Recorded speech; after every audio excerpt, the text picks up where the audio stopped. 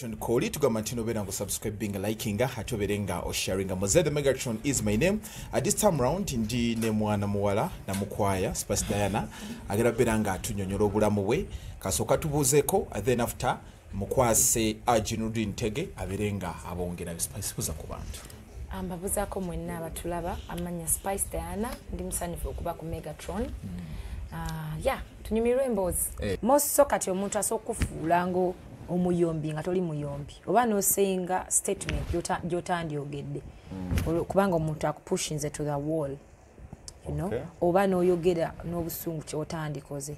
Kitegeeza nti that's one. For someone like me, I might maybe I'm supposed to keep quiet. Kubuli chimu.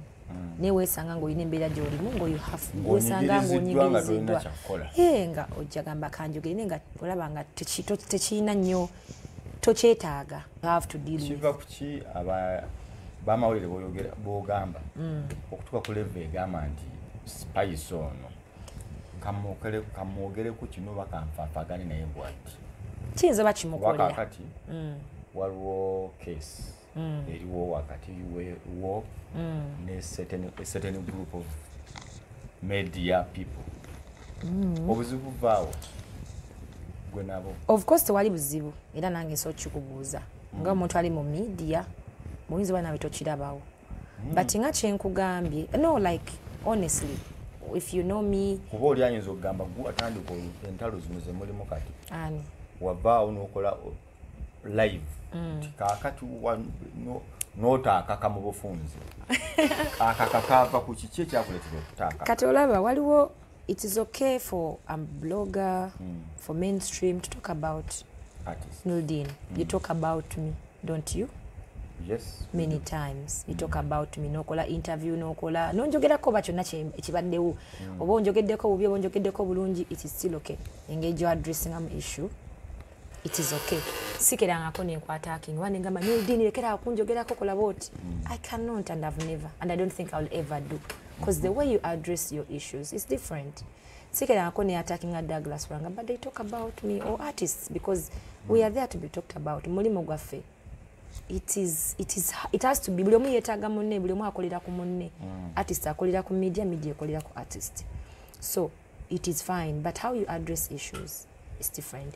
Zebo going deep into my personal life, I think that's not business.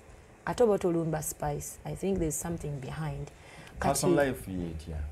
For example, omuntu bwajja n'atandika okugamba nayogera ku mama wange n'alumba taata wange gwa tamanyi mino ne story abatagimanyi tamanyi why you're living a life you're living wabaganda bona aba involving mu okitegeera ndaba abayingidde munda. It's not critiquing oba kaituchito ba blogging. I don't think it's that. Kati ndowooza wekikusukkako zisikedde kuvuma olinga kino oba bikinkuwe mule kubanga that's not me. So maybe okusanga n'ekikugambira ebbali as namukwaya, you know.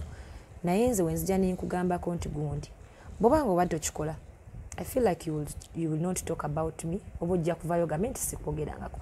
Naye social media yajja obutambi bubaayo era ngenda okureactinga ku kintu mba nange ennaku embeesingidde tova mu bbanga siva mu bbanga kyovala ngambye nti tondabangako nga nkulumbye sitona nga numbye Farida nakazibwe ne mugamba nti stop talking about me or stop doing this.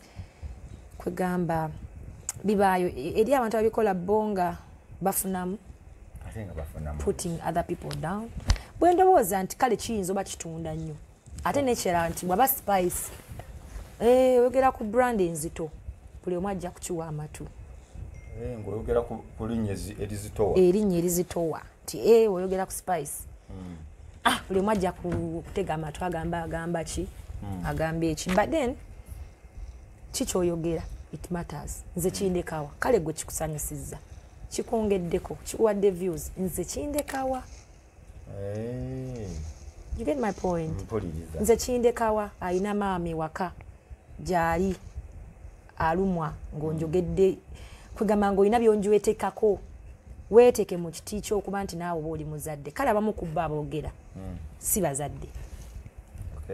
Si bazadde which is okay. Now you have friends, you have families, you have so weeteke mu kiti ekyo kale ye tutwale ye baamuzaala So kati I think I have a right okugamba omuntu nti mu byonna byokola I think olina omumanya wookoma anti waliwo ekigamba byoba wakozesezza nga ki ate simanya sebuto ate kikati lwaki ekyo kyoba okyekwatako n'otatunulira ye ebiki byaza kwogerako ebirala ate wano okwogera ku kintu nga kyo kituufu nga reality ate naye ayinza okuba ayogera reality a reality basing on what kubanga ngamba nti ayogera ku taata wa wengamba Nildin olina ekiwalaata Nildin nga buli mwalaba ekiwalaata kwekiri ekyo kiba kivumo ate oyinza okyogerako obubi ntya akasajja kalina ekiwalaata katambula kali bwe kati bamutono kati naye n'agamba n'ekirala kati lwaki gwe kiba kikuluma olaba pain gy'oyitamu kitwale nti n'oli gyakola ki gyayitamu gw'obaddeko for all that time for all that long kitegeera kati nti abantu baba n'entitlement nti ye yateekeddwa okukuvuma toyina kumugamba kintu kyonna ye bw'omugambako oba mukyamu atuuza lukiiko lwa kyalo ngamba ye abajja tuuza lukiiko lwa kyalo lwatudde ngamba bugambi nti abajja kutuuza aba atuuza olukiiko lw'ekyalo lukuteeseeko nga kijja kitya nkuwadde example nti omuntu ebiseera ebisinga asobola okugamba omuntu kino naye ye n'omugamba yaaka olaba peyini gyayolesezza nawuliddeko nti n'emmotoka gy'olina siiyo namba plate tekuli kirabika munange si yange kantuule wano ninde anyini ya ginone eyampadde muvugemu naye nga emmotoka ya spice simanyi munna ate kati byatuse kubanga omuntu omala akumanya okusinga bwe weemanyi gye mbadde nayo yo yaani gyobadde ovuga mu kusooka yo yaani oba bakugambyeko mbayogedde ku eno mpya niniyo kati mulinde munnange niniyo olinga aga nti baleete nanyini motoka agitwale simanyi era wenaaba si yange era nga bwogambye niniyo nga akola ki nga agitwala nga nsigaza gye mbadde nayo nyiniyo bw'anaaginona nayo nga nsigaza vaani ekola emirimu gya sho munnange ngaobulamu ate kati I mean omuntu asoberawo nga toyina motoka nze ebintu ebimu kati omuntu byayinza olaba ng'ekyamakulu kubanga I don't think navaayo kuba ne bragging about something we post our achievements as artists kubanga buli faaniwo ayagala beba neka spice kange katuuseewa akwewaanise nze first gye nnyimbira yonna omuntu agamba naye spice kino nkubidde engatto okitegeera kyekimuntu wofuna achievement bwe bakonsa n'ojjuza abantu era opostinga kati nze so postinga achievement yange tekitegeeza mbu mba neeraga oba nkugambye nti kitutte ng'ekyamakulu okay naye eriyo omuntu omalanga yakiraba nti kyamaanyi era asobola okukibeerako abantu bangi balina amamotoka nze kunze it's not a point byenjagala mu bulamu ekyokuba ne Range Rover si kyakitalo I thank God for that naye nze kunze emotoka ziggwawo tomeza n'emotoka neggwawo in a minute abantu bafiidde mu mamotoka so it's not something I praise in life nina byenkoze nze bye neenyumirizaamu nga Spice nina home y'abaana abataliko mwasirizi nina ama voice for abaana abaliko obulemu ku bwongo bye neenyumirizaamu nze nganze it is my happiness wadde nga nabyo mbibateerayo n'ebiraba bane mubiraba you have to know about Spice then naye kati gwe olina byolondamu byolabanga key point nze byesirabanga achievement kiggwerawa kino kati ekya kyemuliko kati ndamulina olutalo nani gwe n'abakulu abo nze namukwaya ye mbalaba tondabyeyo ogamba kati kaloba wamagezi ki siyina magezi gaabwe yadde n'agamu kuba nina gange kati nze nayogera kyenayogera Nildin ate nga nkiddamu omuntu yenna attackinga brand yange I'll talk about it ojja kuvaayo okugambe gundi I think ebimu obuzize mbyogerako nja kuvaayo kugambe naye tonsuubira nti ngenda kuddawo wansiganye ebigambo naawe sisobola kati gwe kyewakyogera kyaggwa olinga agamba nti wakiggala nze mba nkiggadde kwolwo kati bo nga bakyaleeta which is okay totidde nti ekinga nze bakigamba balina ebyama bingi basunako busungu basunako betulinze nange byamabingi byesemanyi ngoye na manager tategeera Roger mbadde simanyi gwe tokiwulugwa abategeera zibafunira ategeera tulabe ba nange njagala mbekole wabanga nasobola okukola Roger byakola baleeta omulala akatate bwogaba baleeta akola bya Roger kitegeeza osigaza Roger banze ndaba byakoze omanyi bagamba omuntu nga tonnamu amagezi geewe naawe wobeereko oyagala abeere kati nga tonnampa manager muweeyoko omuyimbi omulala asitukefuneyo Spice Diana omulala tulabireko okitegeera nze njokke I'm not complaining kati manager oyo tumufunire omuyimbi omulala naye tumuteekeyo oba bo nabo bayimbi mubo mwandi bamwayimba tumuwe Roger mu management njamuwa kolabo nange nagezaako pushinga kolabo tumwe kolabo bwe nfunayo Kyabakoze ne mbayita mwenna fenna gwe ne bali ne mbatuuza kuba oluusi muyinza okuba mubadde muyambagana mu industry era industry yakuyambagana kyovula banze ne mbayita Kyabakoze mu kakkane okikkiriza nze ndaba Kyabakoze tubatwalire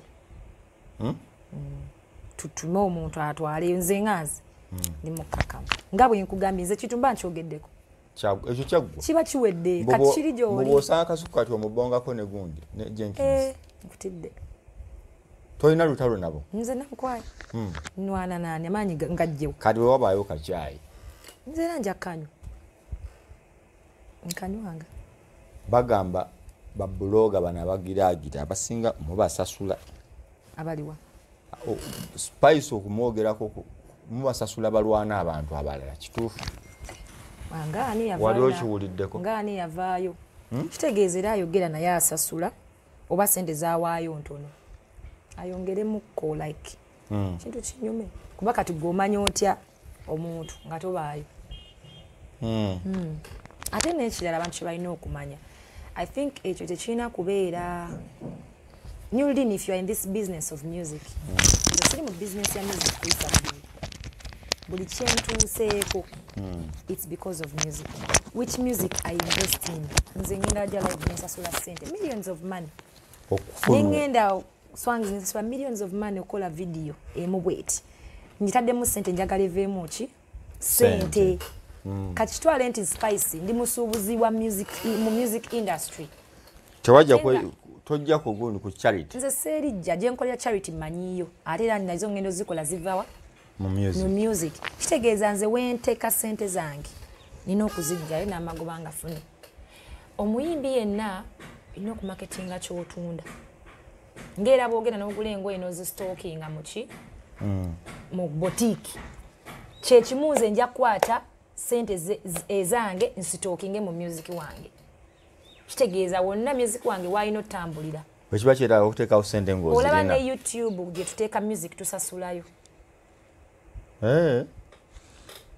tuniko watusasulayo buli mwezi n'osasula oba buli mwaka n'osasula music wabeereyo bandi badde batuweerayo bwereere nabo basasula kubanga gyoteeka music it's a platform ate bakusasula so music is a business kati omuntu ayogera bw'atyo aba mulwadde wa bwongo kitegeeza talina mu music tamanyi kyayogerako nze nja kuinvestinga music wange because it's my business sina mulimu mulala gwenkola wekiba kitagisa kusasula Newly ajje ku show yange abeere kalabalaba nga kingattako nga sina gwenkosezza siraba buzibu na bwe kikulumirawa naawe sasula kubanga naawe esuubira oyagala kubeera bulungi kanaawe kola ekikyo mu maanyi go in your own means nze we ngamba nti ngaba emirimu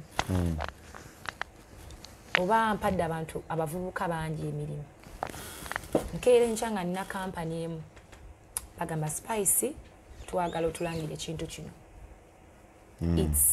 it's a deal millions and millions of money oyo client watadde sente zayagala azirabe yes era we nali nsayininga awa kampani njogere tewaliwuzi nali nsayininga 22 bet I think walabe eggaali na buli kimu na coordinating na media yonna. Because they couldn't do it, they trust me. Magamba, your brand, if you say ABCD, it is done. And my bosses were happy. Ne media yaliwo yonna.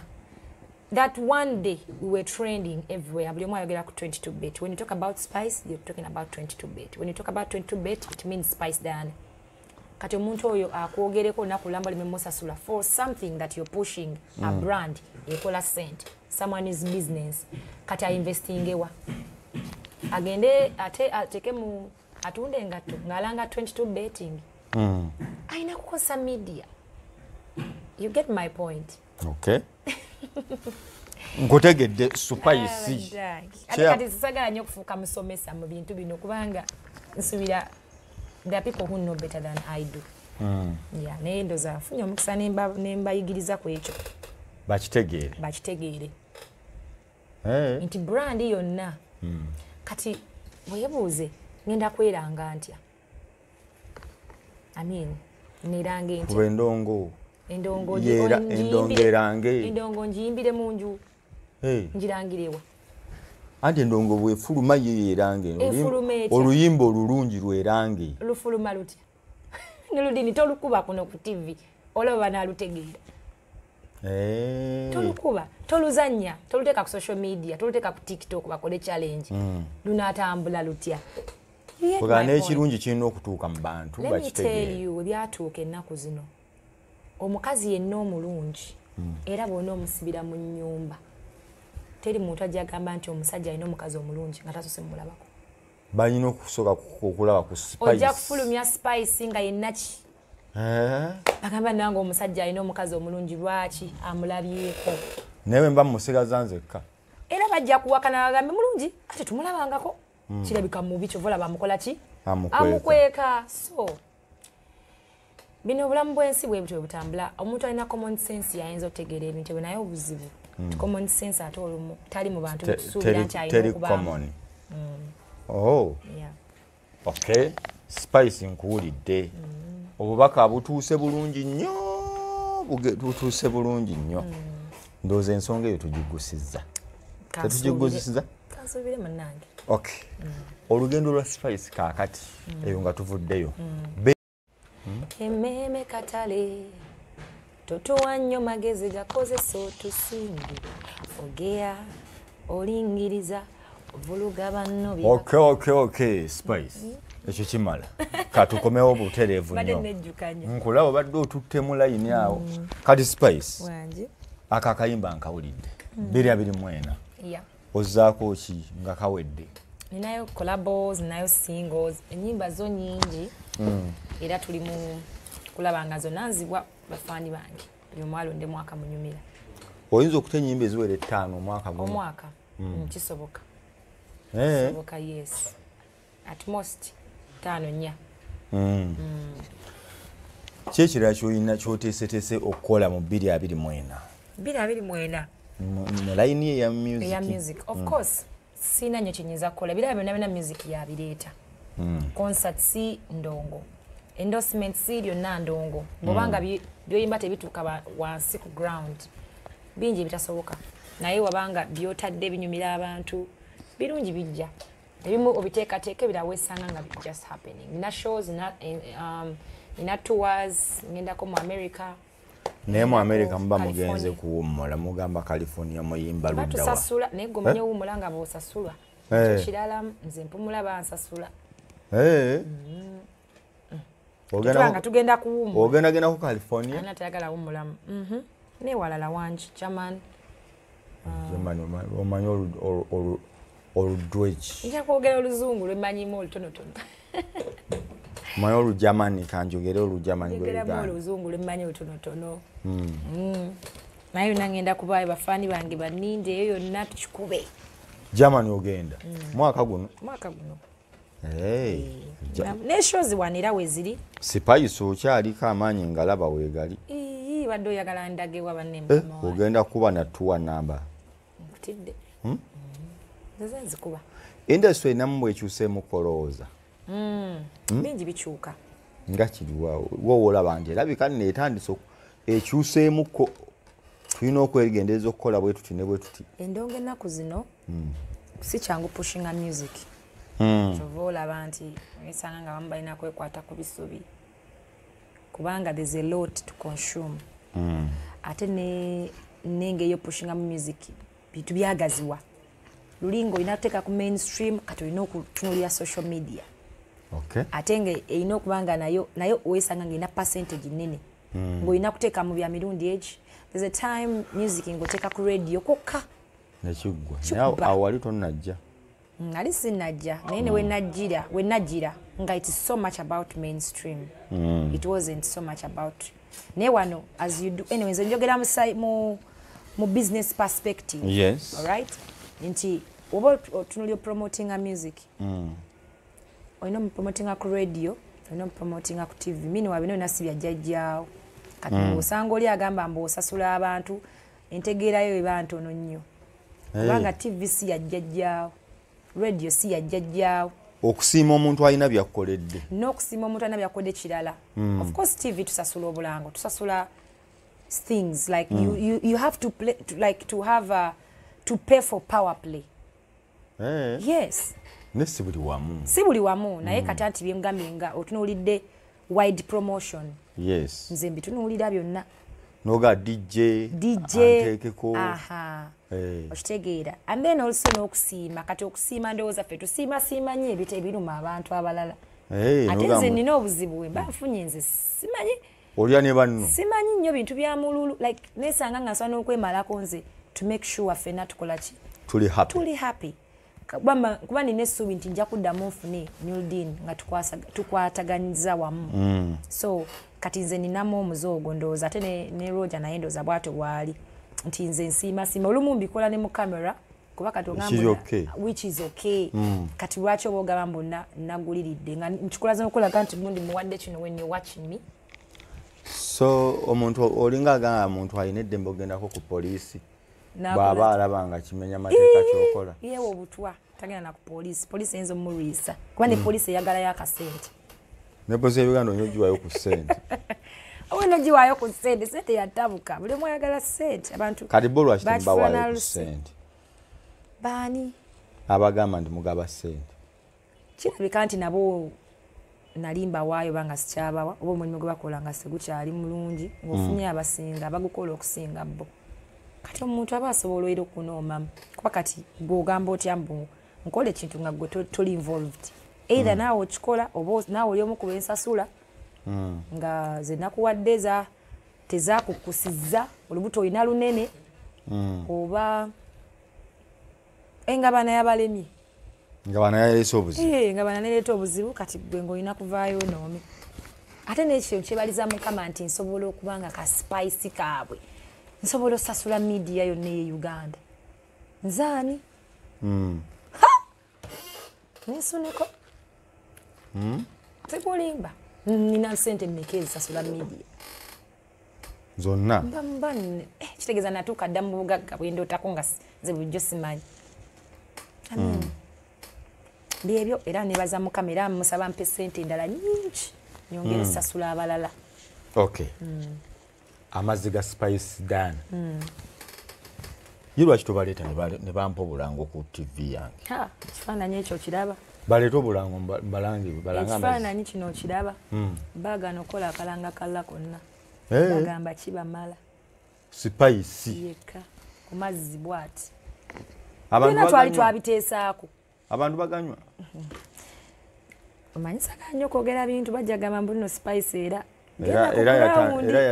yazeemu ebintu bye ate banyiige naye genda okole research eyiyo ku mazzi agasinga okunywebwa ku mazzi nze nane kampani emu gye nalimu ey'amazzi etali gano bakyaliwo ebimanyi eno nga mututwala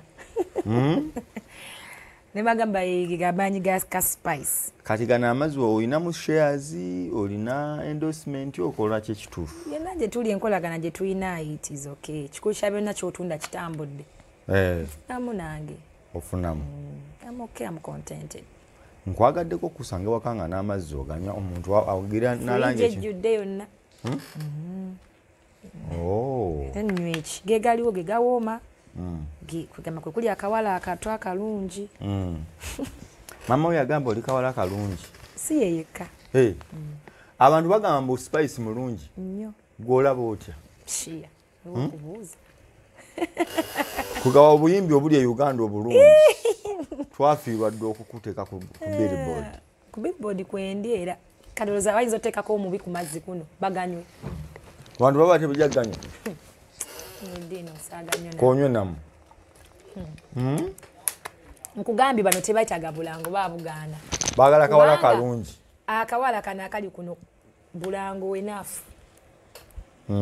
Bo bamala. Bwe bangamba mini wanze nalimba more ideas of how to push nenga baga we have enough clients are many and we cannot take in even more orders. Partner. Embeera enso mwalina obuzibu gwe ne Shibanga mulinga engeri gye mwepushinga muje nali sitegeera naye kyali health. Byagwawo. Ebiki? Obukuubagano nga ndaba waliwo nze gundi musinga nange musinga oyo tansobola oyo musobola. Manyi sarala nnyo kwagala kwogera ku bantu nze munnange buli omu akola ebintu bye. Nange nsubira tebanjogerako era njogerako bwaba njogeddeko obi mugambako. So sarala nnyo kwogera ku bantu. Nalabye abantu basaba n'olina bato gy'osobola okukola nga ya Ndongo Spice nga live. Nanzikoze. Lukoba bukulukoba. Nanzikoze. Kukuba live Spice. Tuwa zonna ze mbaddemu. Live. Kwata bukwasi Hoima Road yao. Ogenda obabuuze Spice bwe yali wano yaleka watch. Ng'obasabula live mbu. Kutidde.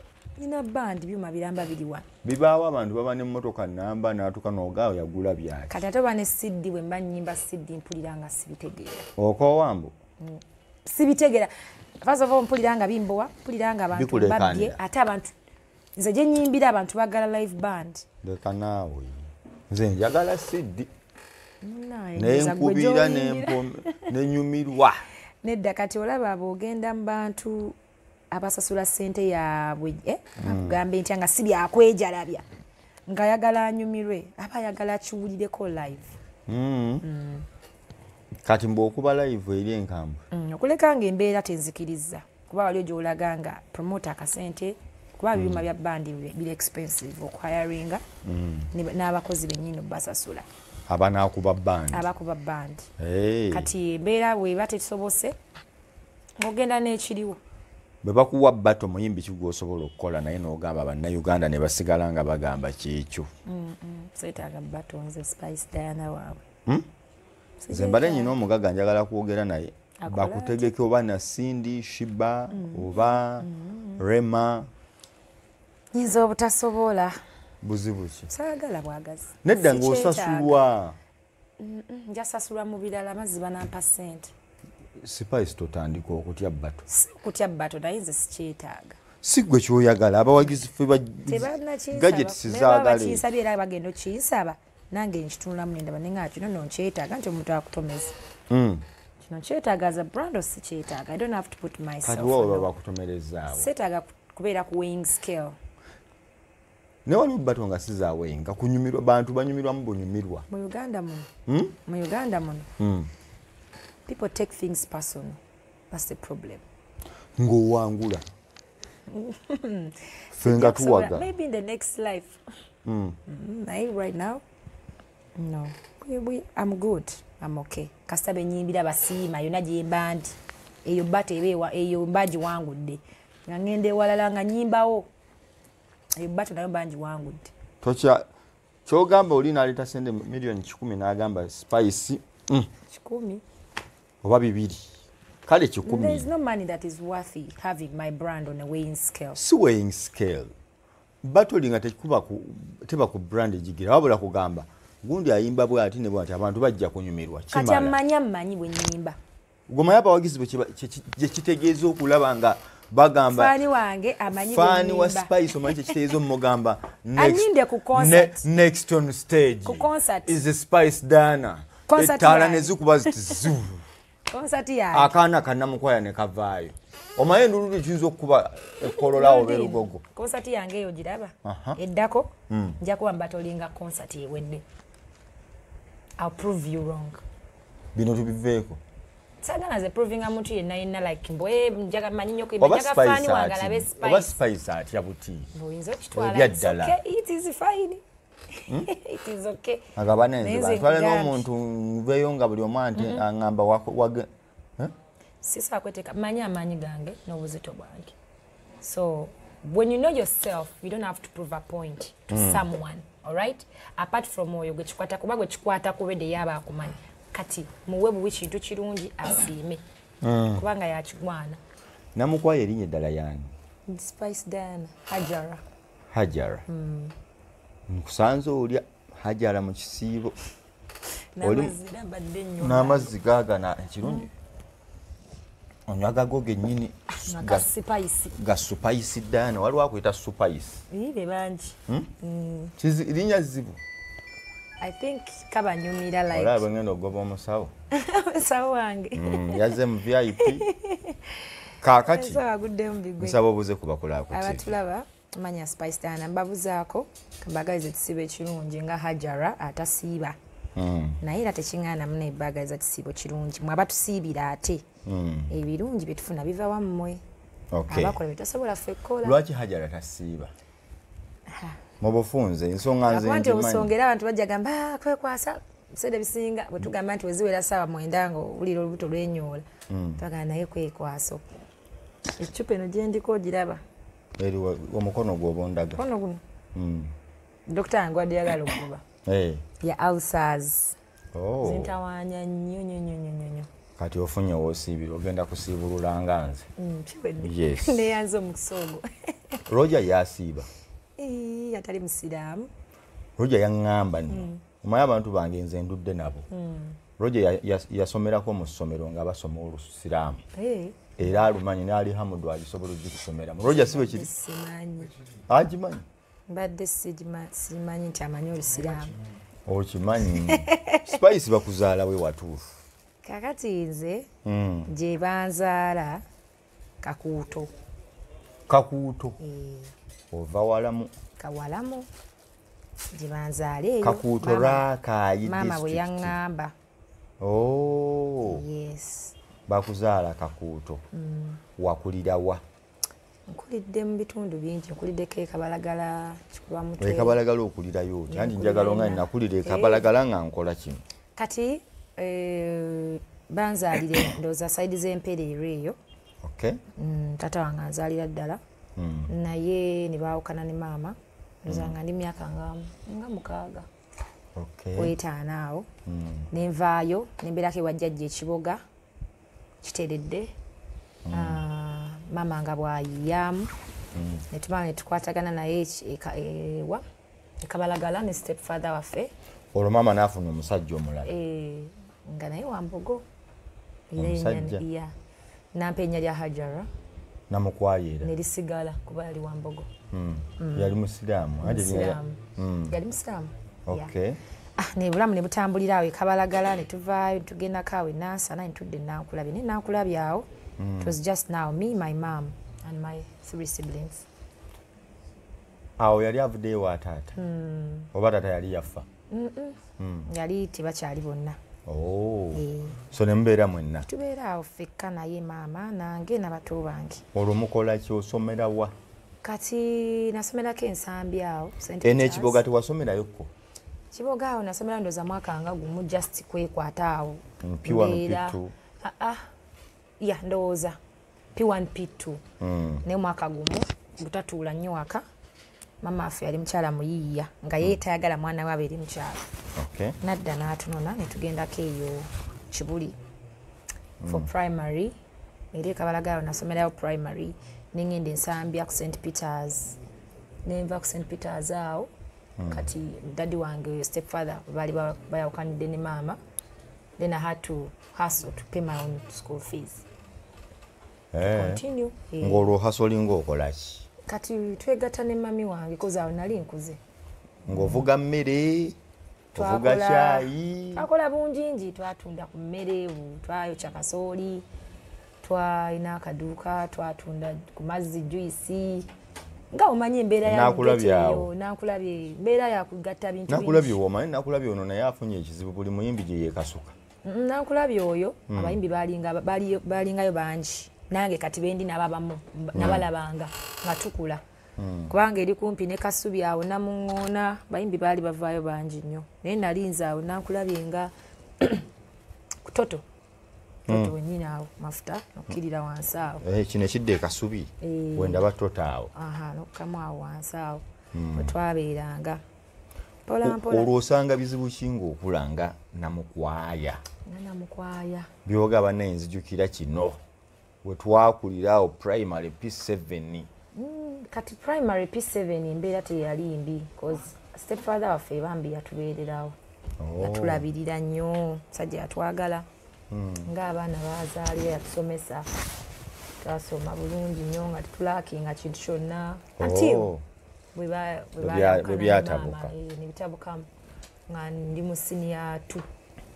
olinayo omuzannyo gw'ojjukira nti nali nzannya kino ku ssomero nali siri nnyo mulungi muzannyo n'ogumu yadde okubaka mu bya dance nali ngezaako naye ebyo nali sibitegeera bulungi nagezaako okubaka bamenya n'akagalo naye omupiira gwakumenya akagalo nga kizibu kindyambi baana baali b'amaanyi talenti teyaliimu bulungi nga ngwewoma bwewomi badde manyi obwo engalo zaali nnafu byalema munnange naye ebya dansi byo nankulabyawo naddala twabibeerangamu nnyo mwetabanga mu mazina obudde twabulina bungi tetulina atukomako mami gyabeerera eri ng'ayiiya nga namwe nomukubanda twegatta n'abavubuka awo nga omanyi abaana nga mukulaakula 14 years 15 wayimbako ku ssomero nazina traditional dance wali mu mazina naye senior 4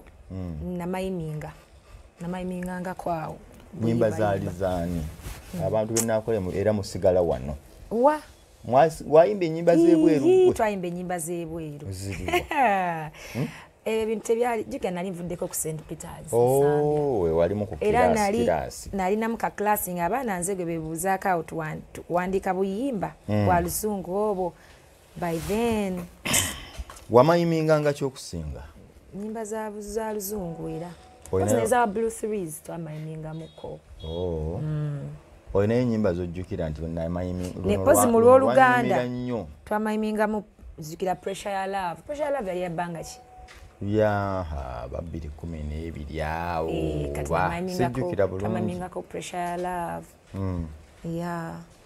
ebweru muyimbi ki yali asinga okukolera nti bannawo obuyimba bw'omuyimbi ono bunyumira of course kati ffe twafanga ku byaluyimba nga n'abayimbi tobamanyi tofaayo kasita kayimba I think I remember Justin Bieber and Chris Brown. Amanyi ebyo biseera twali nnyo mu western music. No air. If this isn't love, so what it is. Lekera nkategedde kati. Nga tudoobu nga twerimbalimba. Naye byatuyambako okubeera nga twongera okwezuula.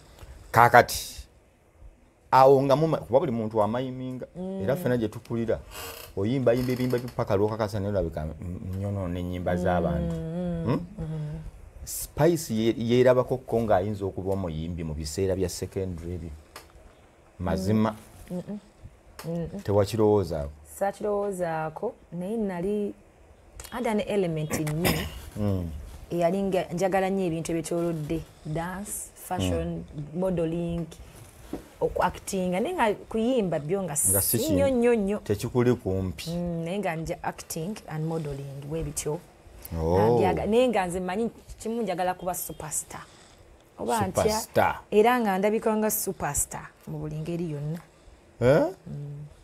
nga mba ndi outstanding buli wondaba kati wano muyimbi ki yali akunyumira njagala okuva mu primary paka primary nali sibitegeererako ddala jjukira taata waffe yali musiraamu stepfather ye ne bakulengera bulengezi nga weewujjawujja sitaani akwalinnya era ne bino bigendamu kubanga kati twali nankulabye wamala kwonooneka si kwonooneka naye twalina ebbeetu nga oli aniruule kyetwala mu bufunze twalina ebbeetu nga mami waffe ebiseera ebisinga tuba like tuli mu bantu ya exposed now lulinga kuva ku somero waka TV waka somero like that ne wano twabanga exposed nga tukolera mu bantu abakulu ne wesanga nga olina ebintu byoyiga oli mwana muto naye nga oli exposed omanya abayimbi naye nga you still student kati secondary njingidde bulungi muyimbi kale nyinza obutakuwa secondary primary awe wati ya senior 4 muyimbi kigwogamba ndi nga sinayimba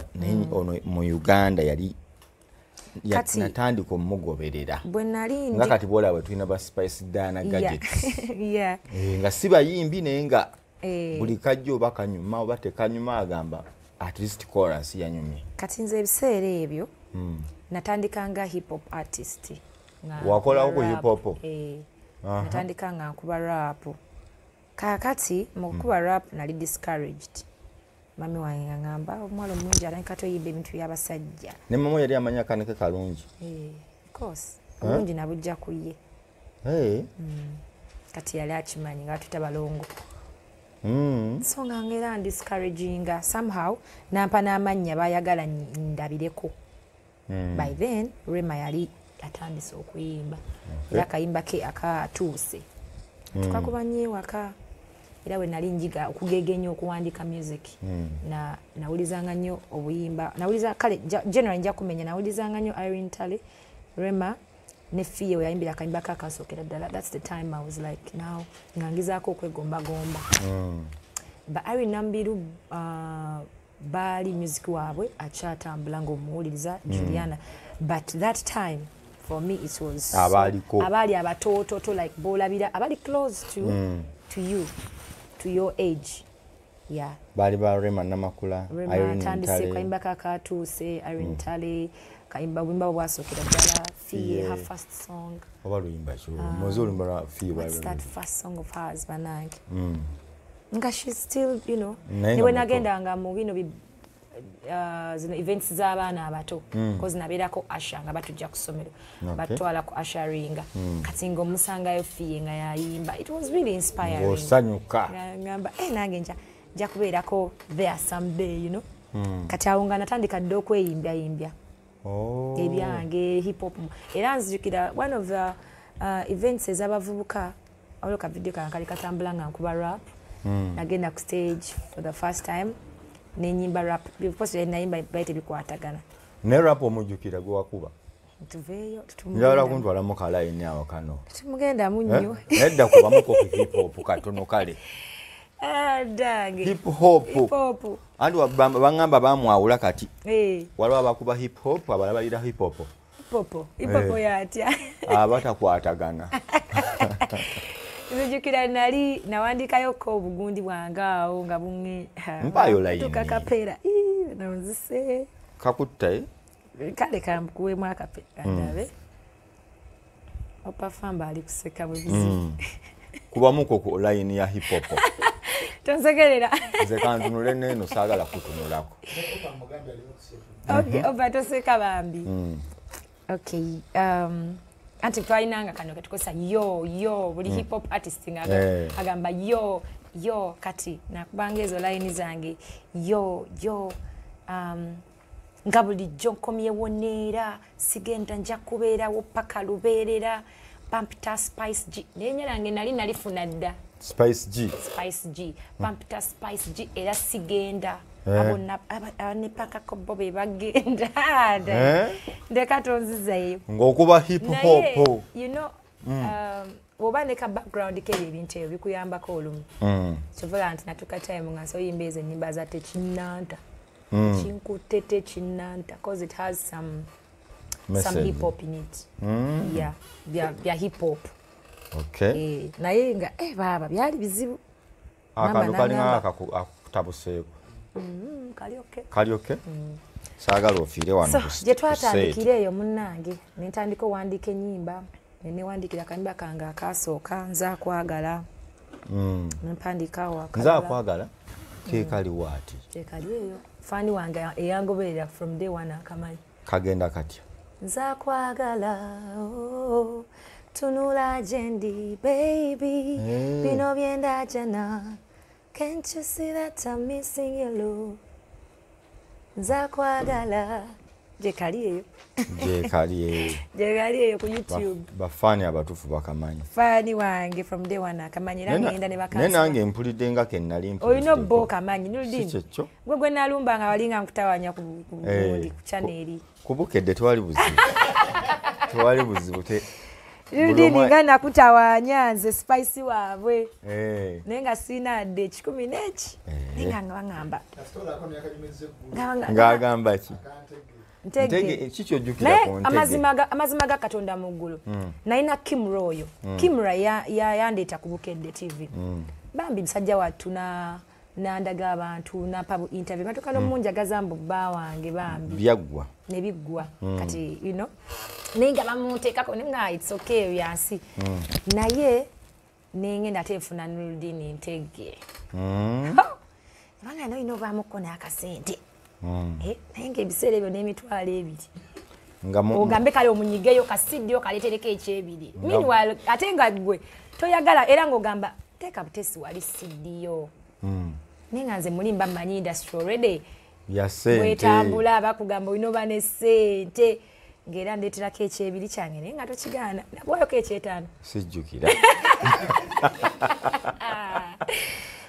onzijukira okusabayo ku sente tewansaba yadde bibiri naye nze neetumiikiriza kubanga nali njagala okitegeera oba baali bakutumye musajja muteekemu akasente naye bambi era wajjanga nzijukira waliwo office like side nga tetutuukayo nga nkulaba ano nga naye nga toyogera bingi nakuwa Sendi nokolaki nogenda mba ndi awo akayimba kange nga ntuula jjukira sisobola kukubira simu toyogera kati sikutawanye ye Kimra namutawanya naye era nga wangambye lugenda nazanya wano nga ntuula ku TV ng'oluyimba luzanya nogamba nze suupa waabwe ate era sadda mabega jukira nze bangamba gwasalawo wali kati asalawo wenjagala okutereera awo ennyini nga bankola ebigambo bingi nawaayirizibwa ku nsi oyo asalawo naye nali nsalawo wa no like I mean omuntu asobola okugamba nti omuntu ajja kwanguyira ajja kukolera kyoyagala wadde tolina ssente bijja kutambula kati nze kyekisiba ngamba kati kitegeeza nkubanja naye nga nkusasudde Ntege na investinga mukko Roger siwe ki omanyi kyewandimanjiza I'm sure right now you're proud of me era we nkulaba ng'oyogera ku Spice Diana ngamba that's the right person I know okwogera ku Spice kubanga amanyi Spice ayogera ku gwamanyi amanyi ono omwana gy'avudde amulabye kati gw'olina right enjogerako naye eri omuntu nga talina right eyogera ku Spice nga tamumanyi kubanga tamumanyi talina kyagasse ku tofaali kyovulaba nti gwe kiyinza okuluma nga omuntu ateeka wansi kubanga otaddeko etofaali ku Spice Diana Spice amaliriza ddi okusoma kati nze bwe namala senior 6 nali mmanyi nja kukomaawo naye era ng'omuntu yenna alina omukisa ali blessed nafuna offer nenfuna omukisa okubanga nyongerezebwayo ku university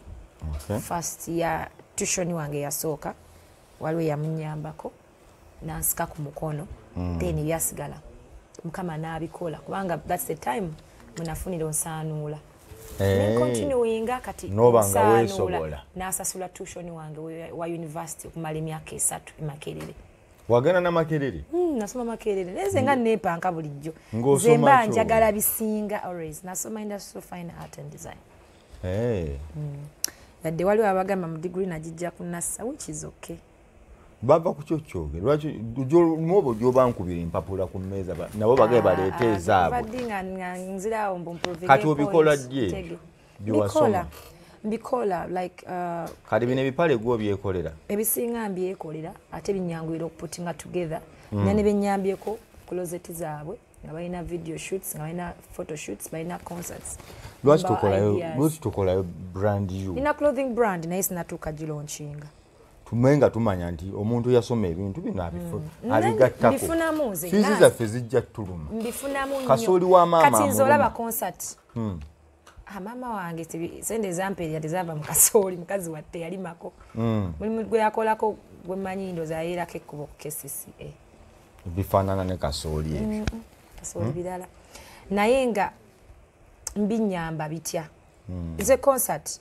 neyambaza sure video shoots nze simenya muntu era omutunzi wange muweereza ne ba designer benkola nabo mbawa designs maga njagala kino nkolya kino simukalubiriza wasoma by'abakazi byokka okusinga byentegeera naye n'abasajja nsobola putting things together twagala otwambalize Roja Roja gwe mulabe ennaku zino ekikumba genda ku Instagram yo olabe era neebuzaako abaana nagamba kubanjukira wamusangira Roja naawe omujjukira abantu bange mbamanyi sipayisi tunule okubye ebipale bya Roja obijjukira mbimanyi bulungi nange we namusangira mmanyiwo naga t-shirt wale kavirike spice osana bu design tumulondera osana kusasula ndaba kubyezi LA ate nesiganga designer anesi yebaza yo balooza maanyi ge tanna kunebaza alimba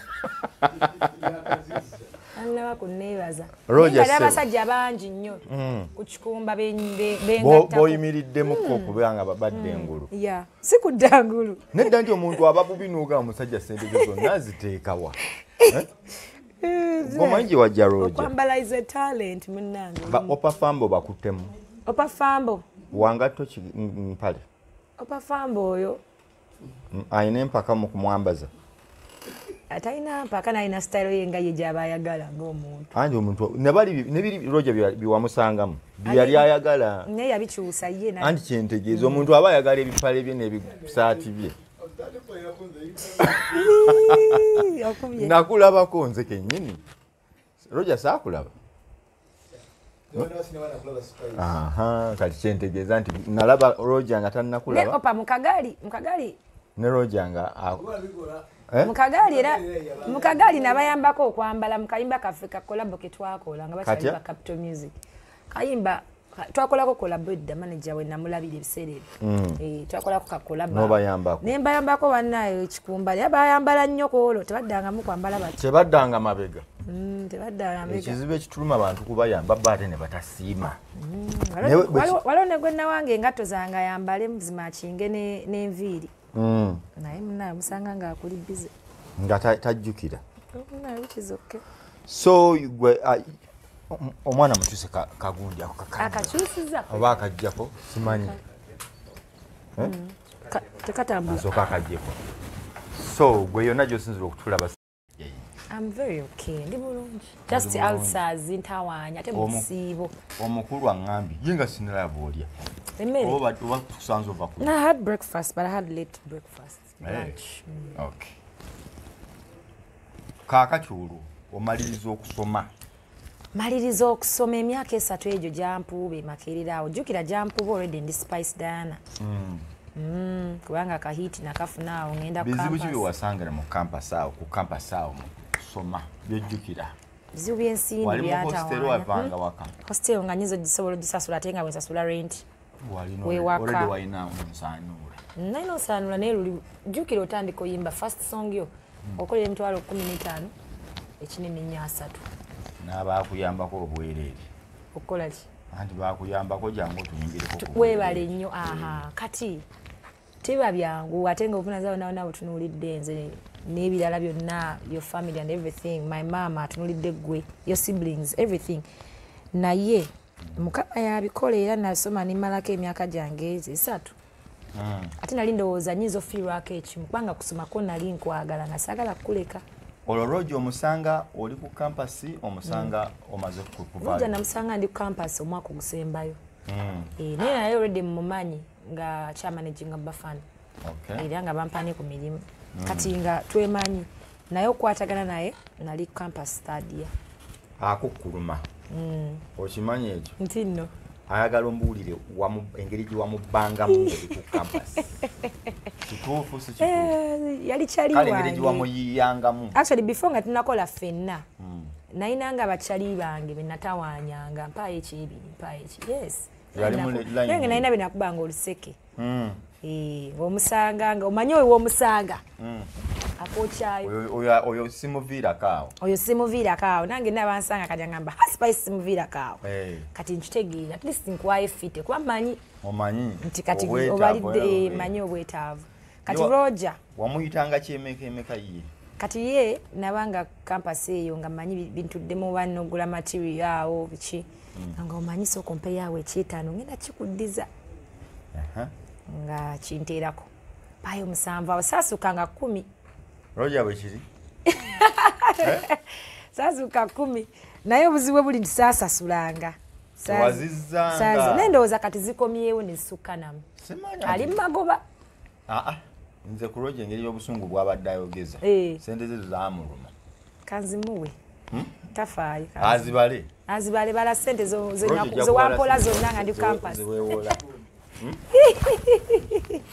wagattagatta mwali mukamu kitundu jakamuwaako nandibako bwagenda naggula emmotoka wabula Roja jamukolako interview eyiye nga ye wamuyitayo kati eno yange omugamba agenda naggula emmotoka yantwala mu bondi seekyo yantwala mu bondi nga babba emmotoka yange gye nalina yali super custom kati era Roja ebiseera ebyo nga kyali wange musanga nnyo kati mumusanga mugamba babba emmotoka yange naye njagala olina kyali watunda emmotoka ninamu ku ssente njagala gula mmotoka ne tugenda alina kyali gye yantwala oyo alina nyini Eden Service Park awe bwayise yantwala mu bondi ye saamugamba sente ze nninawo kati tutuukayo nga twetolola emmotoka awo biki ngamba nekituufu olinawo sente mmeka nga nnawo miliyoni emu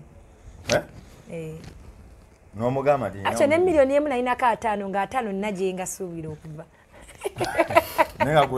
nga njagala mmotoka yabwatuka n'aseka naye bambi oyo guy Emma yali amanyi kyali walogera nga amwesiga bambi nanga kale mwimbi katumuwemu ku mmotoka agira avugavuga mu campus kati nampamu akamotoka navuga ssebe obumotoka nga kafuna akagula nga bakatwala nga banfuna Roja yagala ne guy tewasasula mmotoka nasasulayo emu ekitundu naye oluvannyuma nnyo nga tutandise okukola sebo nafuna sente zigula Harrier Harrier yange kwoyo guy omugulako Harrier namala nefunayo sente twebala nenkola ne show ya bwerere ku Eddy nakola show kati yagamba kale katwebale ojja kujja ngoyimbire bwerere sente zigweyo kimanyi za chamanja nako yenga n'emmotoka nagitunda nagiguza ziga fix one of my first cars anyway that's anyway you nabe tubadde mu lugendo olwo Mama Spice akyali watutambudde naye wano kubozo kwa ifani jali nnyo ate akyali awangaali Maama n'antale beat jali bambi ali bulungi talina buzibu okay kakati Spice Diana okwataganya utya ne Roja officially munange okutandika okukola ne Roja namusanga ndoza alina abayimbi bakola nabeera tekyasooka kuba official twatandika nyambako like I've told you he was my friend ebe nabe bibaawo nga tunandika nakukola fenna kati musaba nyambeko nga boga nti Nulidini nga bwe najjange ewuwo nenkuwa akayimba kange ku CD tibambi mpisizaawo era ne Roja bwe kyabanga because he already had contacts nga manyi abantu and even now era wala bayimbi banje bamutuukirira yadde nga manager wange alina bayambako mu ndongo n'abawa ideas n'abawa you know kati naye bwe kityo bwe kyali so twesanga nga tutandise okukola before we made it even official tukole fenna twatandika like that nanyambako wano ngamba kolabo ngakuyamba ki exactly like now like who to see and where to put my music shows niwe zijjanga nangamba waliwo no promoter cause kati omuntu ng'olwedde yabaddewo nga naawe tobamanyi abasinga yabamanyi amanyi ba promoter wali emirimu yali abimanyi ebyo yalina already aba artist yali akozeeko nabo okay yeah cause previously yali akola ne Bafana then nakolako ne Palace in fact namusanga ne Palace yeah kati yali already alina ndooza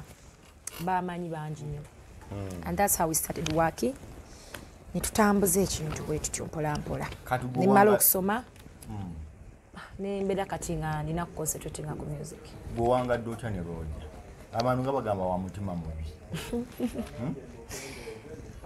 Roja abantu si bwe bagamba ng'ogamba waki mugamba nti newaali ate nze ngeya Roger anti kyengamba gwe omulabidde ebbanga kisobola mulaba nze mulabidde ebbanga era manyi kifaananyi kirala naye njagala kumanya bano abagamba gwe lwaki owangadde naye bojjo olaba abo bulimu aba n'endowooza ye nange nina bwe mumanyi nga nze ng'omuntu buli muntu yenna tetuli perfect buli muntu ali perfect bwemu aba n'embeera ze kati kyovola naye nkubuuza gwe ebbanga lyomaze naye lwaki okyakolagana naye kitegeera nti buli muntu aba amanyi opafamba omusanze awo ng'atudde awo kyaliwa yaliko mumanija we nebitagenda bulungi he still there kyaliwe so buli muntu yenna alina ekifaananyi ky'omuntu nga bwamutegeera kuba ayinza obanga nga kale ye kyayamusuubiramu takifunye kyamusuubiramu takifunye n'afuuka mubi oba alina engeri gyamusanzeemu n'atamuyisa bulungi okusinziira ku ngeri gyamusanzeemu oba naako kyamuddamu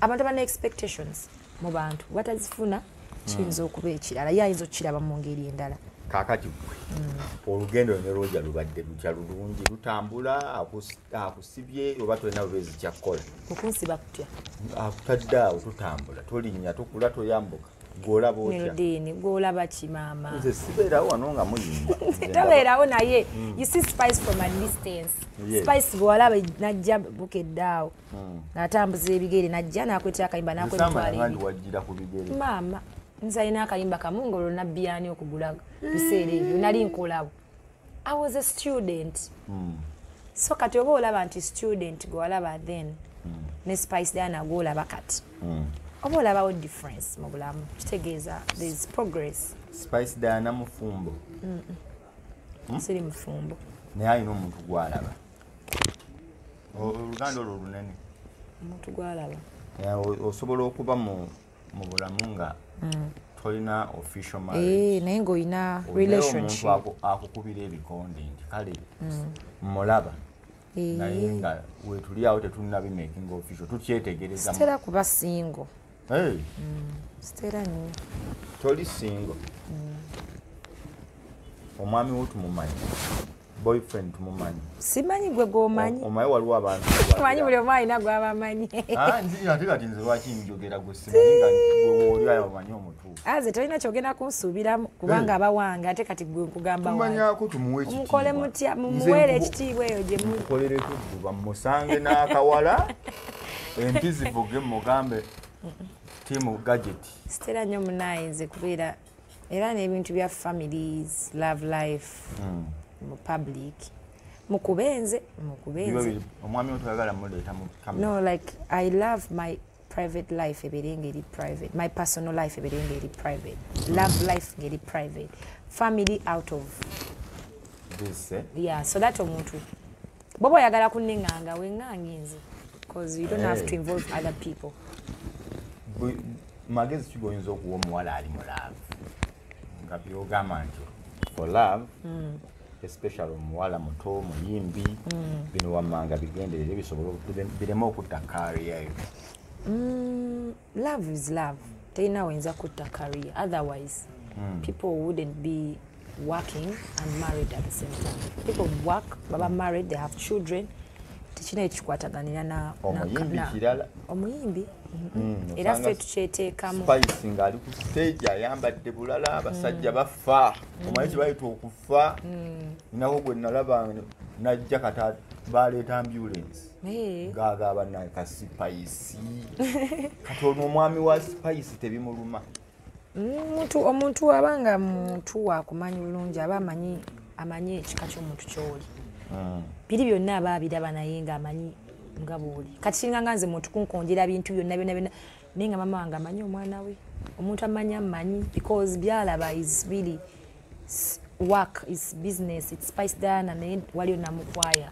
after work you know behind curtains so there are two different things omulimu guba mulimu then when it comes to your other life then bibalira leera Spice Diana tune kijoga abannange kati bwe mala okuba onsaanula n'enkuba luno katonda nandeetera kabuna mawanga luyimba kiruogamba nti wano nemmanya akaji nkasambye kati olaba akaji nali ndowooza nkasambye ku siri regula sorry kuonsaanuula nenzija nenkola ndi mu love bannange era awo nemba saha up to now nga mwebaza webale nnyo ne lubako werunteeka manyi mu bulamu life is like in phases.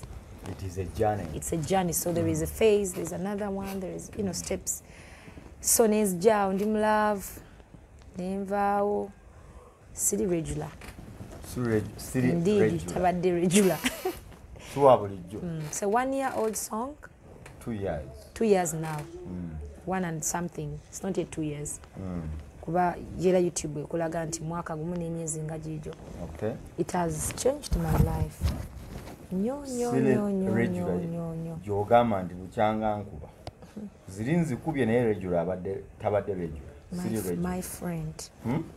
My friend. Buli muyimbi asabirireyo luyimba nga siri regular oba tonna luyimba mulamu bw'ensendo. Ng'oli muyimbi nsaba Mukama alukuwe. Siri regular walujjawa. Olimba olumulange lwajjanga olwokusagera n'abantu mbaga nzi nali sirwagala. Ne balukusibako. Ne balunteekako awo nenze mu studio nduyimbye sibifiiringa. Tubeetinze. Gwe nani? Ne Roger. Roger agamba nti lugenda kukola. Konze, it's just a good song. Naye munnange nisenure oyo. Bambi musajja atu oyo. Naye ndowooza naye yagamba nalweva luno. Sikulimba. You know the things you do and you're like, have I done this really? Kuba nisawandise ennyimba nnyingi nnyo bw'otuula n'oyogera naye ayinza okugamba n'oweewuunya n'ogamba n'okwata ku mutwe n'olwo what? Era Edda yakolako concert ng'anyumya nnyimba zayimbi paka bali bamugamba olw'okuyimba tuyimbire zirina nyingi. In fact ne wagamba nti nkola concert yakulaunchinga z'empandiise he deserves it. Yakubira si regular nawe oluuya lukumenyaamenya. Nze kambabuulire ne bwe mmala kati omwaka mulamba nga siizeemu kuyimba luyimba lulala. Tambulirako awo. Ate njogedde gumu just gumu but ku byendabyeko I know in the next 5 years okyalina oluyimba terukukosezza manyi ogende n'okyogera waliwo omuntu bw'ofuna oluyimba ne lukukosa n'obulwa oluyimba oluluddako nga bwe lwoleeta lufu. Munnange eyo endowooza yali yadda. Yeah, because I've seen many artists mu bweru nga yakuba olu nekyusa obulamu bwe niwataddamu kuba lulala ng'olwo. There is omanyi ekiko kyalina ku maintaininga oluyimba mega hits sinyangu za kufuna and you do not need them as an artist. Tewetaga hit. You just have good songs. Nyimba zina message nezibeerawo. Omuntu asooka osanga ennyimba ng'omulembe n'agamba olimba si hit. But when you go n'oluyimbira bw'olina oduyimbira luba lutegeera lukola sense era lunyumirawo era lulina bannyiniro until n'olinda olusukkuluma ku ndala. Audience ya Superisi Diana eri luddayo watu buli wamu buli nnyumba buli kanyomero woli bwendi nebagamba tosala kwegamba tompona nga gano mazzi mu nnyumba mwino bamu amazzi g'okunywa. Sikwewaana nenkubuulira naye ekyamazzi nja kukijja kwa mazzi gago wagenda osinga naye nja kukira kulinda kusooka omalireyo ennyimba za Spice. Osala abantu batulugamba nti musala obaye kaluma abayimbi abava eno bw'oluyisaawo emijeera waliwo awo bayita kaluma awo maaso awo temuddamu kulabikako. Kituufu si kituufu temusalawo eri tebabawuliriza. Nenda kujjonziremu ani ayogera omusawo kakugeka kano nga bwensaba obubaka bwange obubaka mwongere obumpeereza ku Facebook. Ankubuulire nze ndowooza byonna gye nnyingi ndi mukuddayo buzibu ndi gwakuna oba gwakutaana kubanga we tukwata luguudo tukuba tuwa ntuvaayo Northern Uganda mbwekuba kwagala sina nze kulange sinze ngamba buli boda ngituuseeko anti oyogenda naye ng'abantu ezombo ngoberera ku Facebook, Instagram olabe performance nga nti kati oyinza obutafuna gwe mukisa kutuukayo naye videos social media yajja obujulizi bubaawo tubuteekayo show zange nze nzipostinga Bimu mbyerabira bali babingi atuwakanziteekayo zonna neŋŋamba ndi wano nva wano nzira wali bibaayo byonna. I'm grateful, by the way, very grateful. Osanga omukyoli ng'ayimba Oluganda n'ogamba bannaye ng'ayimba siri wejula kigambo ku kigambo takitereeza naye nga melody ya labbi. Ono omunubbi omanyi ennyimba za Spice Dana omunubbi akkiriza mukyogera mutya mbogera Spice Dana omunubbi agambye ekyo munnaye ekitiibwa kya Mukama. Kakati Spice tukyanyumya ku bulamu bwo kakati ngenze ku layini eri endongo erimu bizibu ki music industry erimu ebizibu byayo ngera business endala kati njagala ng'ebizibu ebirimu waliwo ebiri Jeno nabayo bya Spice ye byasanze mu mulimu guno.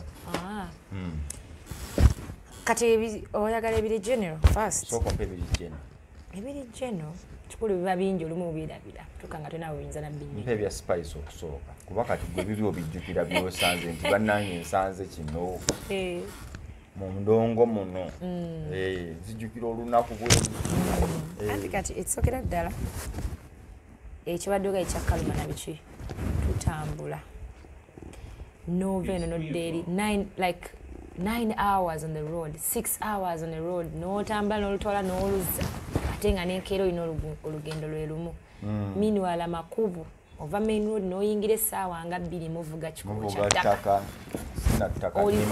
muliko mwekka emmotoka eriyeegi n'emwe mugenda mugamba tugenda temubirowooza nako nti wamuyinza ofuna anything nogamba bwino gye tulaga waliyo abantu n'otuuka nga gye bali nobakuba endongo n'enkeera nodda so makubo omwo tusangamu ebintu bingi nnyo otambulira mu kweraliikirira olwala ebinnya likuba mu lubuto biki byonna you know that's one challenge I've had as a person ate nga neesanga nga buli mwimbi kyandyagadde okuba nga ayimba buli wamu.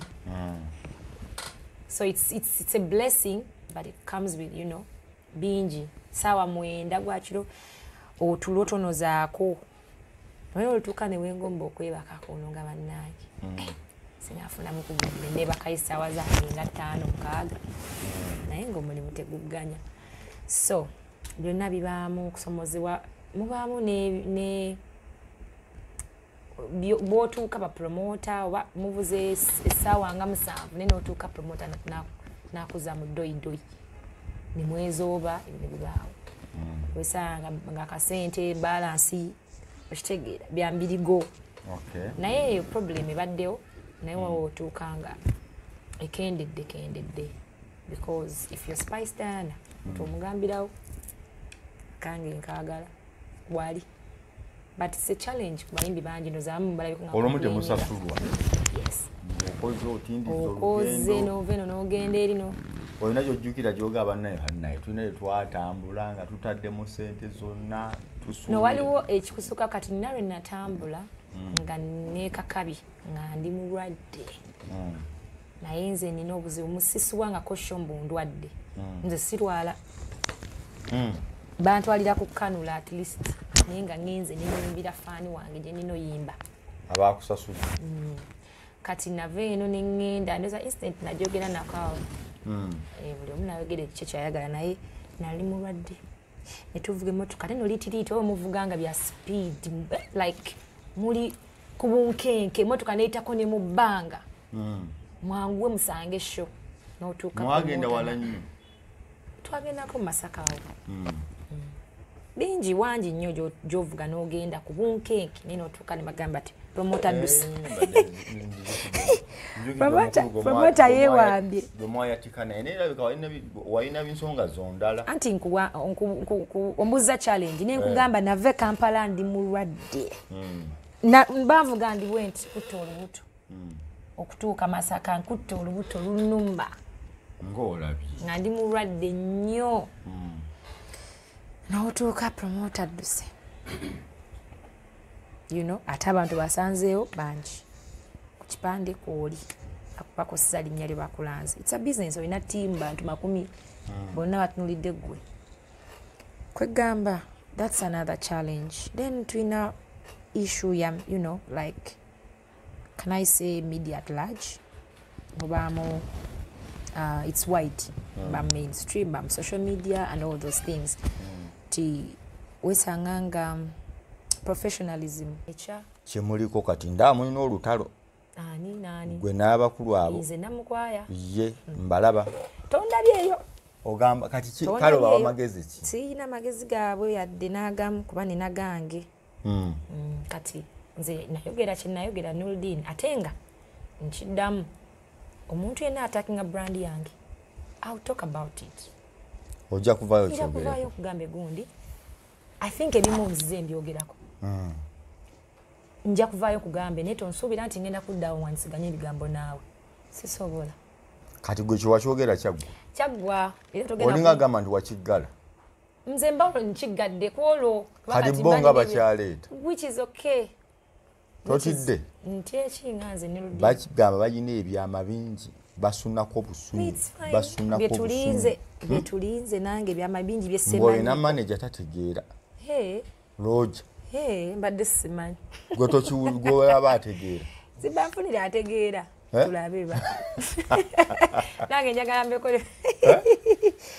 Bwabanga nasobola okukola Roger byakola. Baleeta omulala. Akatate bw'ogaba baleeta akola bya Roger kitegeezo sigaza Roger. Banze ndaba byakoze. Omanyi bagamba omuntu nga tonnamu amagezi geewe naawe wobeereko oyagala abeere kati nga tonnampa manager muweeyoko omuyimbi omulala tulabireko Spice Diana omulala tulabireko okitegeera nze njokke I'm not complaining kati manager oyo tumufunire omuyimbi omulala naye tumuteekeyo oba bo nabo bayimbi mubo mwandi bamwayimba tumuwe Roger mu management njamu wa collab nange nagezaako pushinga collab tumwe collab bwe nfunayo Kyayi ne mbayita mwenna fenna gwe ne bali ne mbatuuza kuba olusi muyinza okuba mubadde muyambagana mu industry era industry yakuyambagana kyovula banze nemba yita Kyayi mukakkane okikkiriza nze ndaba Kyayi tubatwalire tutume omuntu atwale nze ngazi ndi mukkakama nga bwe nkugambye nze kitumba nkyogeddeko ekyo kyaggwa kiba kiwedde kati kiri gy'oli bw'osanga Kasuku kati omubongako ne gundi ne Jenkins nkutidde tolina lutalo nabo nze namukwaya nwana nani amaanyi ngajjewo kati bwe wabaayo Kyayi nze era nja kanywa nkanywanga bagamba babuloga bana bagiragita abasinga mubasasula abaliwa Spice okumwogerako mubasasula balwana abantu abalala kituufu Angani yavaayo wali okiwuliddeko ngani yavaayo kitegeezera ayogera naye asasula oba sente zawaayo ntono ayongeremukko like kintu kinyume kuba kati gomanya otya omuntu nga tobaayo ate n'ekirala abantu kyebalina okumanya I think ekyo tekirina kubeera Nuldin, if you are in this business of music the same business ya music buli kintu nseeko it's because of music which music I invest in nze ngenda ja live nsasula sente millions of money ngenda songs nsasula millions of money okola video emubweti njitaddemu sente njagala eveemu ki sente kati kitwale nti Spice ndi musuubuzi wa music industry tewajja tojja kugundi ku charity nze seerijja gye nkolera charity manyiyo ate era nazo ngendo zikola zivawa mu music kitegeeza nze wenteeka sente zange nina okuzijjayo n'amagoba nga fune omuyimbi yenna ina okumaketinga kyotunda ng'era boogera n'ogula engoye n'ozisitookinga muki mu botiki kyekimu nze nja kukwata sente ezange nsitookinge mu music wange kitegeeza wonna music wange waalina otambulira bwe kiba kyetaaga okuteekawo sente ng'ozirina olaba ne YouTube gye tuteeka music tusasulayo tuniko watusasulayo buli mwezi n'osasula oba buli mwaka n'osasula music wabeereyo bandi badde batuweerayo bwereere nabo basasula kubanga gyoteeka music it's a platform ate bakusasula. So music is a business. Kati omuntu ayogera bw'atyo aba mulwadde wa bwongo. Kitegeeza talina mu music tamanyi kyayogerako. Nze nja kuinvestinga music wange because it's my business sina mulimu mulala gwenkola. Bwekiba kitagisa kusasula Nurudini ajje ku show yange abeere kalabalaba nga kikugattako nga kingattako nga sina gwenkosezza siraba buzibu na bwe kikulumirawa naawe sasula kubanga naawe suubira oyagala kubeera bulungi kanaawe kola ekikyo mu maanyi go in your own means. Nze we ngamba nti ngaba emirimu oba mpadde abantu abavubuka bangi emirimu nkeera enkya nga nina kampani emu bagamba Spice twagala otulangire ekintu kino. It's a deal, millions and millions of money. Or your client watadde sente zayagala azirabe. Yes. Era we nali signinga wa company njogere. Tewali uzi. Nali signinga 22 bet. I think walabe gaali na buli kimu na twa coordinating na media yonna. Because they couldn't do it, they trust me. Magamba your brand, if you say ABCD it is done. Era my bosses were happy. Ne media yaliwo yonna. That one day we were trending everywhere. Buli omu ayogera ku 22 bet. When you talk about Spice, you're talking about 22 bet. When you talk about 22 bet, it means Spice Diana. Kati omuntu oyo akwogereko nakulamba limemusasula for something that you're pushing, a brand, ekola sent. Someone is business. Kati investing ewa. Agende ateke mu atunde ngato ngalanga 22 betting. Aina kukosa media. You get my point. Okay. Ngotegedde Spice. Kati sisagala nnyo kufuuka musomesa mu bintu bino kubanga nsubira there are people who know better than I do. Yeah, naye ndoza afunye omukisa nembayigiriza ku ekyo. Bakitegeere. Nti brand yonna. Kati weebuuze ngenda kweranga ntya. I mean, nirange ntya. Endongo njiyimbire mu nju.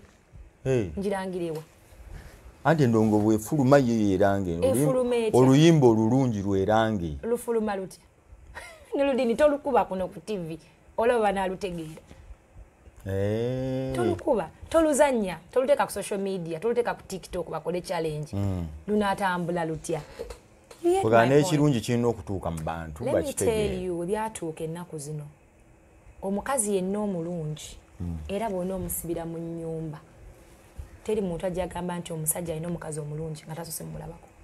Balina okusooka okulaba ku Spice. Ojja kufulumya Spice nga yenna ki bagamba nange omusajja alina omukazi omulungi lwaki amulabyeko naye mba musigaza nzekka era bajja kuwakana bagambe mulungi ate tumulabangako kirabika mubi kyova olaba amukola ki amukweka. So bino obulamu bw'ensi bwe butwe butambula omuntu alina common sense yayinza otegeera ebintu bwe naye obuzibu common sense ate olumu tali mu bantu betusuubira nti alina okubamu. Okay, Spice nkuwulidde obubaka butuuse bulungi nnyo butuuse bulungi nnyo ndowooza ensonga eyo tugigusizza tetugigusizza kansuubire munnange. Okay, olugendo lwa Spice kaakati eyo nga tuvuddeyo Ememe katale totuwa nnyo magezi gakozesa otusimbi ogea olingiriza ovuluga banno bya. Okay, Spice ekyo kimala katukomewo butereevu nnyo nkulaba obadde otuttemu layini awo kati Spice Wange akakayimba nkawulidde 224 ozzaako ki nga kawedde. Ninayo collabos, ninayo singles, enyimba zo nyingi era tuli mu kulaba nga zonna nzibwa bafaani bange buli omu alonde mwaka munyumira. Oyinza okuta ennyimba eziwera 5 omwaka guno? Omwaka kisoboka. Kisoboka, yes, at most 5 4. Ki ekirala ky'olina ky'oteeseteese okukola mu 2024 mu layini eya music? Of course sina nnyo kyenyinza kukola biraba byonna music yabireeta. Concert si ndongo, endorsement si byonna ndongo, bwobanga byoyimba tebituuka wansi ku ground bingi bitasoboka, naye wabanga byotadde binyumira abantu birungi bijja. Ebimu obiteekateeka ebirala weesanga nga just happening. Nina shows ina tours ngendako mu America. Naye mu America muba mugenze kuwummula mugamba California muyimba luddawa. Batusasula naye gwe manye wummula nga bw'osasulwa. Kirala nze mpumula bansasula. Ogenda tugenda kuwummula. Ogenda genda ku California? Ana tayagala wummulamu. Ne walala Wange German. Omanyi oludweji. Nja kwogera oluzungu lwemanyimu olutonotono. Omanyi olujamani kanjogere olujamani gwegamba. Oluzungu lwemanyi olutonotono. Naye nangenda kubaayo bafaani bange baninde eyo yonna tukikube. Germany ogenda? Mwaka guno? Mwaka guno. Ne shows wanira weziri. Sipayiso okyaliko amaanyi ngalaba weegali. Badde oyagala ndage wa banne mama. Ogenda kuba na tour number. Tidde. Nze kuba. Industry namwe ekyuseemu kolooza. Bingi bikyuka. Nga kiriwa wo olaba nti erabika neetandise ekyuseemu ko tulina okwegendereza okukola bwe tuti ne bwe tuti. Endongo ennaku zino si kyangu pushinga music. Kyova olaba nti esanga nga bamu balina kwekwata ku bisubi kubanga there's a lot to consume.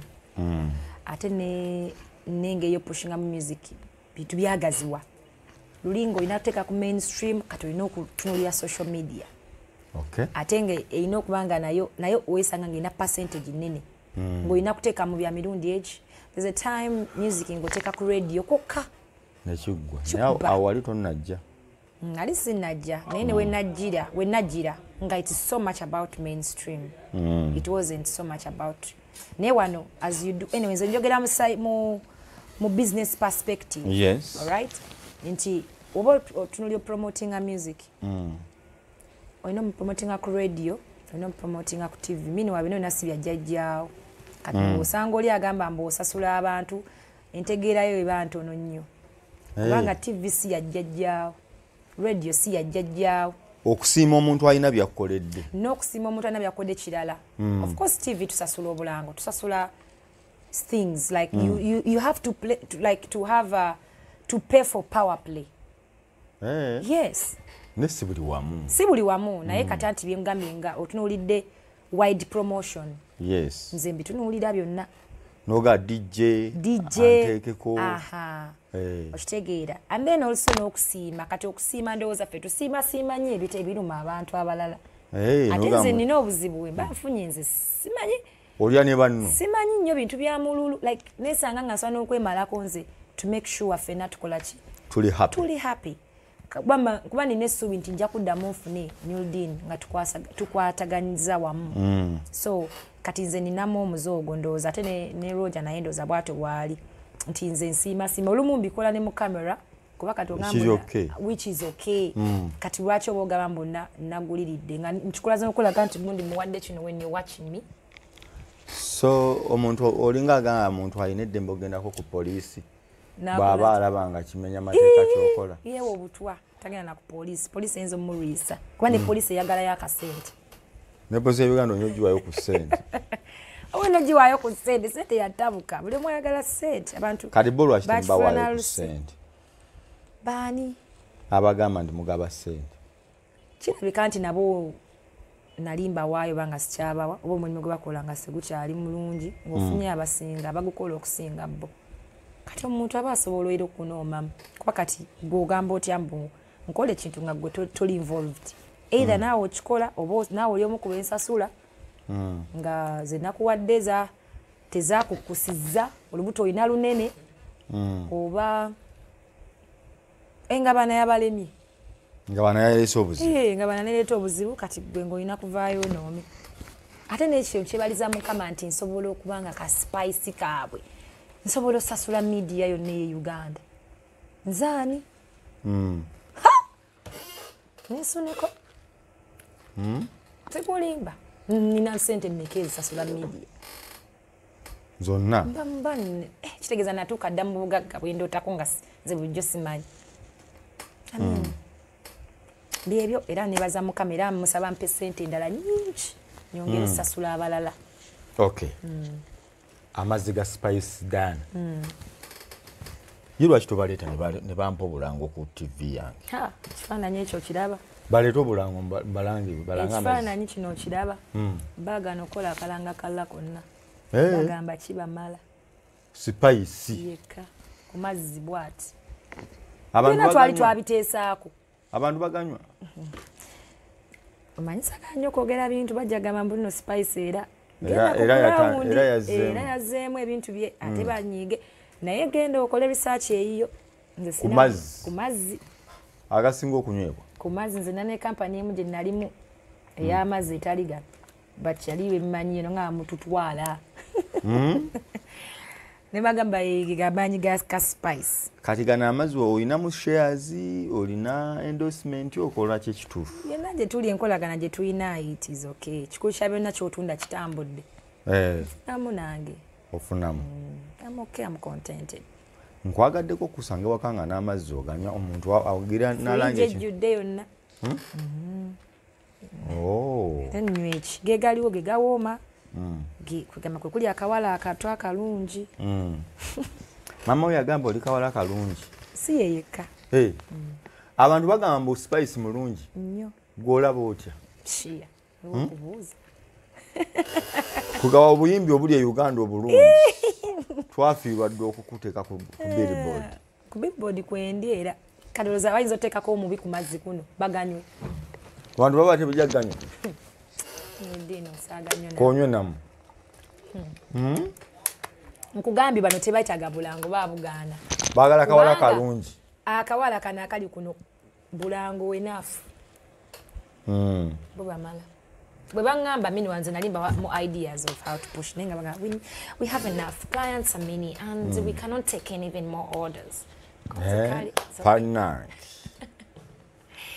embeera ensi mwalina obuzibu gwe ne Shiba nga mulinga engeri gye mwepushingamu gye nali sitegeera naye kyali health byaggwawo ebiki obukuubagano nga ndaba waliwo nze gundi musinga nange musinga oyo tansobola oyo musobola manyi sarala nnyo kwagala kwogera ku bantu nze munnange buli omu akola ebintu bye nange nsubira tebanjogerako era njogerako bwaba njogeddeko obi mugambako so sarala nnyo kwogera ku bantu nalabye abantu basaba noyina bato gy'osobola okukola nga yandongo spice nga live lukoba bukulukoba kukuba live spice tuwa zonna zembaddemu live kwata bukwasi hoima road awo ogenda obabuuze spice bwe yali wano yalekawo ki ng'obasabula live kutidde nina bandi byuma biramba biri wano bibaawo abantu baba n'emmotoka namba n'atuuka n'ogaawo yagula byaki kati ate oba ne siddi bwe mba nnyimba siddi mpulira nga sibitegeera okowambo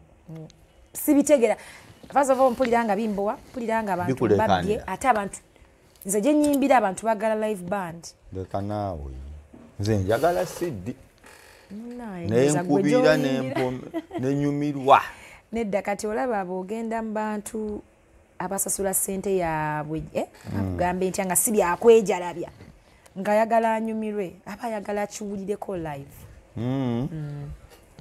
kati mbw'okuba live eri enkambwe okuleka nga embeera tenzikiriza kuba waliwo gy'olaga nga promota akasente kuba byuma bya bandi biri expensive okuhayaringa n'abakozi bennyini basasula abanakuba bandi kati embeera bweba tekisobose ogenda n'ekiriwo bwe bakuwa bato muyimbi kigwosobola okukola naye n'ogamba bannayuganda ne basigala nga bagamba kyekyo seetaaga bato nze Spice Diana waabwe nze mbadde nyina omugaga njagala kwogera naye bakutegeke oba na Sendi Shiba oba Rema nyinza obutasobola buzibu ki saagala bwagazi nedda ng'osasulwa njasasulwa mu birala mazzi banampa ssente Spice totandika okutya bato okutya bato naye nze sikyetaaga si gwe kyoyagala abawagizi fe gadgets zaagala bakinsabye era bagenda okinsaba nange nkitunulamu nendaba nenga kino nonkyetaaga nti omuntu akutomeza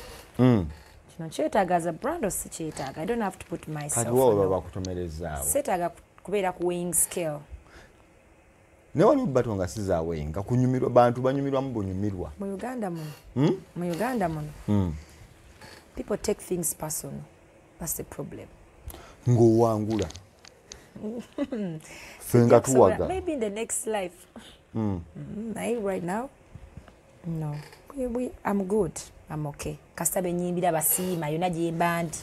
eyo bata ebewa eyo mbaji wangudde nga ngende walala nga nyimbawo eyo bata nayo banji wangudde tocha kyogamba oli naleta sente milioni 10 n'agamba spice 10 oba 2 kale 10 there's no money that is worthy having my brand on a weighing scale si weighing scale batolinga teba ku brand ejigira wabula kugamba gundi ayimba bwe ati ne bwe ati abantu bajja kunyumirwa kimala kati amanyi bwe nyimba goma yapa wagizi bwe kitegeeza okulaba nga bagamba fani wange amanyi fani wa spice omanyi kitegeeza mugamba aninde ku concert next on stage ku concert is a spice dana etala nezikuba zitizu concert ya akana kanamukwaya ne kavaayo omaye ndulu kinzo okuba ekolola oberugogo concert yange yo giraba eddako nja kuba mbatolinga concert ewedde I'll prove you wrong bino tubiveeko sagana ze proving amuntu yenna like mboye njaga manyinyo ko njaga fani wangala be spice oba spice ati yabuti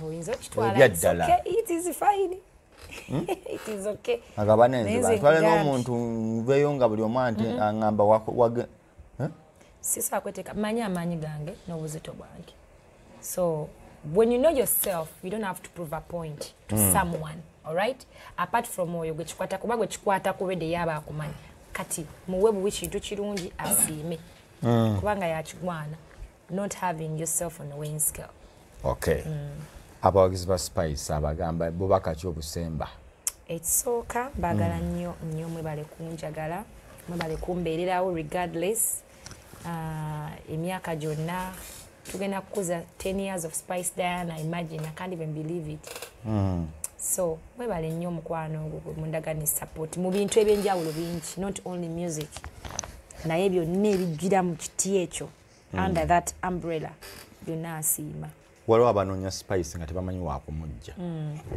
balina endongo yaabwe balina ki naye bawulira spice roger bakujja balina emirimu of course manager roger the manager gwenina era oyagala spice manager yenna jambo atenze manager pozi nyambibwako ne Frank Maz era normally roger amutumye naye nga tuli ku Salama Road kizibu nnyo okujja ku Salama ne batakulaga wa spice nanoonya emirimu ajja wano emirimu ejaji agabe emirimu that is eja business yeah music yeah true bajja wano Salama Road studio bajja kutusaawo bulungi Salama Road Salama Munyonyo bwe kiriwo bambi otabudde nti manyi Salama Road of course Munyonyo is there